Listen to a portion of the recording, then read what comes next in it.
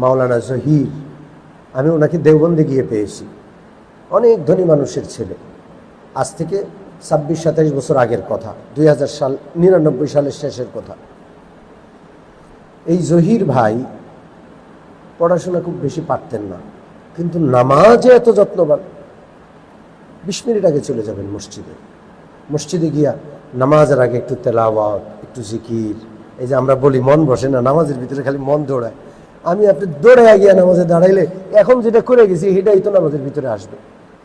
একটু মনকে জমানোর জন্য, নামাজের ভিতরে মন বসানোর জন্য আগে থেকে মসজিদে গিয়া আল্লাহর কাছে দোয়া করে, তেলাওয়াত করে, ইবাদতমুখী মনটা নিয়ে যদি নামাজে দাঁড়াই, ইনশাআল্লাহ আশা করা যায় এই মন এখন আর নামাজে দাঁড়ানোর পর দুনিয়ামুখী হবে না। ঠিক আছে ইনশাআল্লাহ। নামাজের আগে আগে যাব, আর পরে পরে বের হব। কি করে বের হব? পরে পরে বের হব, এটা নিয়ত করে ফেলি। যাবই তো মসজিদে, একটু আগে যাই, একটু আল্লাহর কালামটা হাতে নিয়ে বসি, একটু দোয়া করি। দোয়ারই তো সুযোগ পাই না।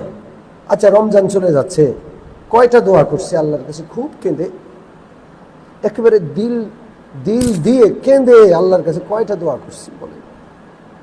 এই জন্য দোয়ার জন্য, তিলাওয়াতের জন্য, আল্লাহর কাছে চাওয়ার জন্য নামাজের আগে পরে একটু সময় নিয়ে আল্লাহর ঘরে যাব। রাজি আছি ইনশাআল্লাহ?